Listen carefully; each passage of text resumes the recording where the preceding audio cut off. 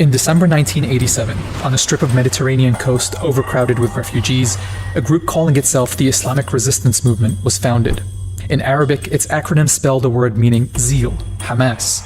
Its goal was simple. It wanted to liberate historic Palestine. Until 1948, the majority of the people living there were Palestinian, but 750,000 of them were driven from their homes, never allowed to return. At least 450 of their towns and villages were emptied, and in their place, the State of Israel was founded. In 1967, Israel occupied the remaining parts of Palestine, the West Bank and Gaza Strip, and it was in Gaza that Hamas was born.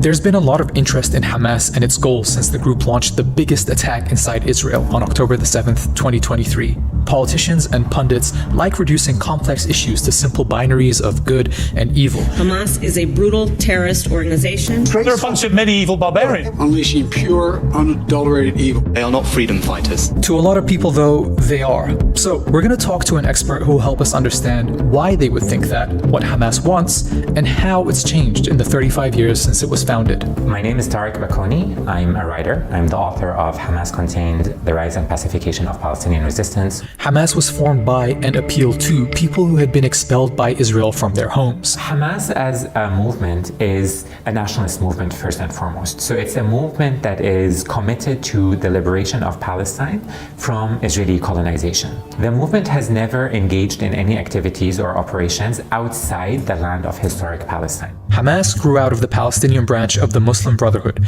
which had initially focused on charity work and education rather than confronting Israeli occupation. It was secular nationalists and leftists under the exiled Palestine Liberation Organization who led that fight. The PLO is recognized by the UN as the sole legitimate representative of the Palestinian people, but in December 1987, without PLO input, a mostly unarmed uprising, known as the First Intifada, began against Israel in Gaza and the West Bank. Hamas declared its existence 2 days into this rebellion. It's worth taking a moment here to address something. Because Hamas has an Islamic identity and Israel proclaims itself a Jewish state, a lot of people claim its animosity towards Israel is based on anti-Semitism.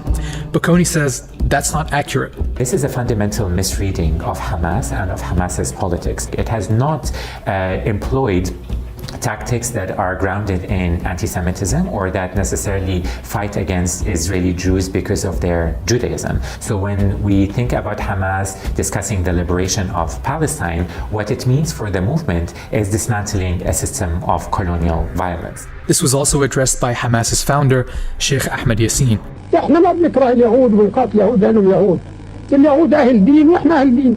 اخويا هذا اللي من امي وابويا اللي دينه مسلم. In 2017, the group addressed this in its updated charter, we'll get to that later, saying, quote, Hamas does not wage a struggle against the Jews because they are Jewish, but wages a struggle against the Zionists who occupy Palestine. The First Intifada ended with the 1993 Oslo Accords between Israel and the PLO. The PLO gave up its claim to historic Palestine, renounced violence, and recognized the State of Israel. In exchange, a Palestinian authority run by the PLO would have limited autonomy over some parts of the occupied West Bank and Gaza. The right of return for refugees would be discussed in future negotiations that were meant to lead to a Palestinian state in just the West Bank and Gaza. While many Palestinians saw this as a hopeful moment, others felt that the PLO had given up too much for too little. Hamas was among those opponents, and its members were persecuted by both Israel and the PA. But its opposition wasn't just verbal. Hamas's military wing is known as the Izz al-Din al-Qassam Brigades. When Hamas constituted itself in 1987 as the movement we understand today, it re-emerged through the social infrastructure as a military movement. So it began amassing weapons in order to commit to resisting Israel. After an American-Israeli settler killed 29 Palestinians at a mosque in Hebron, Hamas responded with what would become its signature tactic for the next decade, a suicide bomb. Deadlier and more dramatic than shooting soldiers, these attacks had two goals. One was the disruption of the Oslo Accords. And two, by expanding its targets to include Israeli civilians, Hamas hoped it would pressure the Israeli government to end the occupation. But these tactics were controversial, even among Palestinians and even within Hamas itself. So there was a lot of discussion internally amongst Palestinians about the morality of targeting civilians. Of course, under international law, targeting civilians is illegal. However, the Palestinians were operating in a reality where the violence of the apartheid structure itself was targeting civilians day in, day out, with no accountability.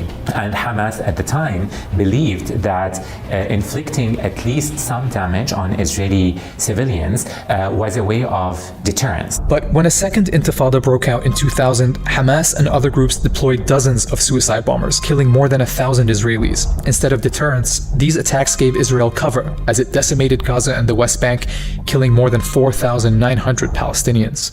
After that uprising died down in early 2005, Hamas pretty much abandoned suicide bombings, but it didn't abandon armed opposition to Israeli occupation.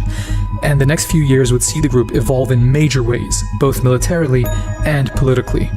From its founding to the end of the Second Intifada, Hamas had been an opposition movement, but as the Palestinian Authority's negotiations with Israel failed to create a Palestinian state or even stop Israel from building more settlements, Hamas's popularity grew. The US, European Union, and Israel consider the group to be a terrorist organization, but the UN and most other countries do not, and soon Hamas would become the central actor in resistance to Israel. From a small fighting force to a guerrilla army, from rebels to rulers. How did that happen? In 2005, Israel disengaged from Gaza and pulled its settlers and soldiers out. Israel claimed it was now no longer responsible for the people who lived in Gaza. But the withdrawal didn't end the occupation. Israel still dominated the territory from the outside, controlling borders, trade, telecommunications, the sky, the sea. But the settlements were gone. So Hamas, which had been attacking the Gaza settlements and military bases, saw it as a vindication. In its view, armed resistance was the way to get rid of Israeli settlements. In 2006, looking to play a bigger role in Palestinian politics, Hamas took part in Palestinian Authority legislative elections. This was a big change. Hamas had boycotted the previous elections, saying elections under Israeli occupation were part of the Oslo process it opposed. Now, it claimed that the collapse of Oslo meant things were different. And to many people's surprise, it beat President Mahmoud Abbas's ruling Fatah party in both Gaza and the West Bank. Rather than respect the results of the democratic election, the US, supported by Israel, decided to engage in a regime change operation. So essentially it began to facilitate for a coup to prevent Hamas from emerging as a governing authority that was democratically elected. Israel arrested enough of the newly elected Hamas members in the West Bank to prevent the legislature from functioning, while in Gaza, months of deadly street fighting between Abbas's US-backed security forces and Hamas loyalists left hundreds of people dead. Until June 2007, when the Qassam brigades routed the security forces and expelled them from Gaza. Within 2 years, Gaza had gone from being controlled by the Israeli military to being controlled by Hamas. Now, in response, Israel tightened a blockade that had already been placed on the Gaza Strip in different iterations in the past. And in its initial thinking, Israel used the blockade as a punitive tool, really to punish the Palestinians and to try to force them to bring down Hamas as a governing authority. The blockade has had a huge impact on Gaza, with 80% of its factories shutting down since it began. Unemployment is at least 46%, and travel, fuel, electricity, and medical aid have all been restricted. But isolating Gaza like this also served other Israeli goals. For a long time, Israeli governments have wanted to remove Gaza's population from the country's demographic equation. And getting rid of this demographic problem would allow Israel to maintain itself as a quote-unquote Jewish majority state. That's because when you include Gaza's population, there are actually as many, if not more, Arabs living under Israeli rule as there are Jews. But to keep Gaza separate, Israel has relied on what Bugüne calls a violent equilibrium with Hamas. Here's how it worked. When conditions in Gaza have become especially difficult, Hamas has often fired rockets at Israel.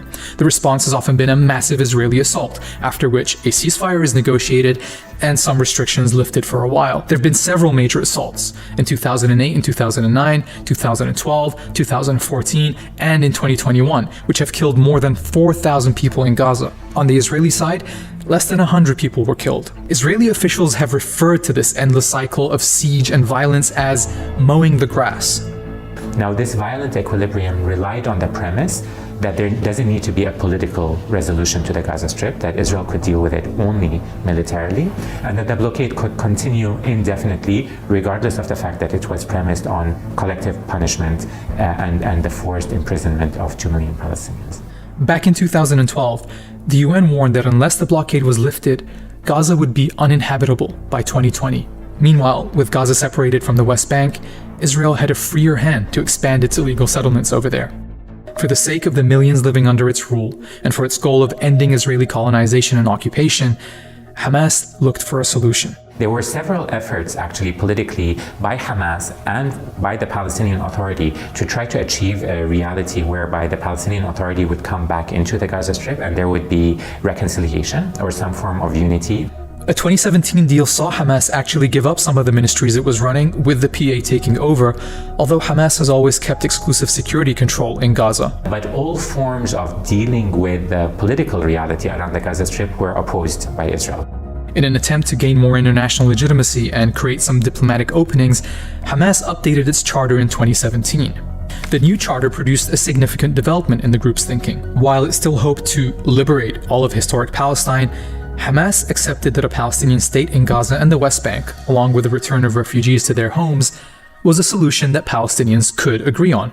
Now, this is in line with the policies of many countries around the world who want to see a two-state solution. Now, for the Western policymaking community, this did not go far enough, but the movement certainly provided significant ways in which it could engage in diplomacy with Western powers. And instead of engaging with that, Western powers decided to maintain a blockade on Hamas. A year later, Hamas backed a massive, almost 2-year-long protest called the Great March of Return on Gaza's eastern boundary with Israel. Every Friday, thousands of Palestinians marched unarmed to the fence, demanding the right to return to their ancestral homes. Israel's response was to portray these popular marches as a form of terrorism, and they employed snipers hidden in sand dunes around the Gaza Strip, which targeted civilians, medics, and journalists. 214 Palestinians were killed and 36,000 injured. But the popular mobilization resulted in very basic coverage globally and no concessions at all from Israel. Speaking to an Italian newspaper that year, Hamas's leader in Gaza, Yahya Sinwar, who spent 22 years in Israeli jails before being released in a 2011 prisoner swap, said he was hoping for a long-term ceasefire that would end the siege. "If you know war, you don't want war," he said. "I'm not saying I won't fight anymore.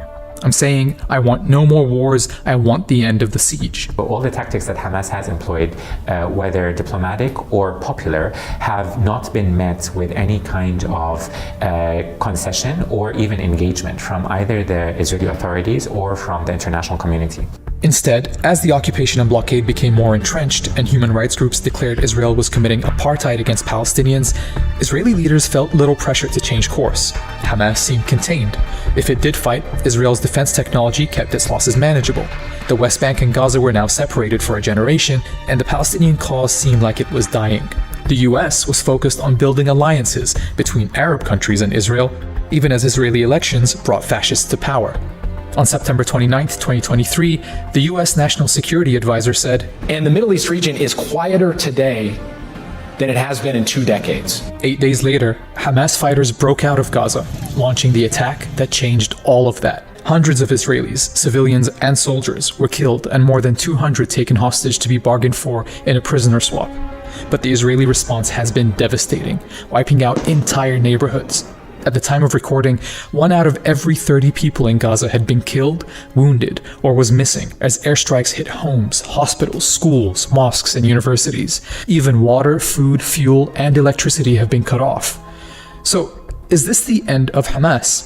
After 35 years of fighting Israel, building a political program, evolving into a ruling government, and attempting to break the siege, has the group signed its own death warrant? That seems to be what Israel and its supporters believe, although 2 months into the fighting, there wasn't much evidence of Hamas collapsing. But can Israel's ferocious bombing actually eliminate violent resistance from an oppressed community? More than anything else, the movement, Hamas, is an ideology. Whatever you think of its tactics, Hamas's popularity and its primary reason for existing is because of its fight against Israeli occupation. The commitment to liberation through armed struggle is not going to go anywhere as long as the Palestinian people exist. Clearly, there won't be a return to the status quo before October 7th, 2023. But breaking that status quo is exactly what Hamas intended when it carried out such a devastating attack. The only way that Israel can get any form of calm or security is if it begins dealing with the Palestinian people, not through a military lens, but rather through a political lens, to see and acknowledge the political demands at the heart of the Palestinian Liberation Project, the most fundamental of which is the right of return of Palestinian refugees who have been expelled from homes now within Israel.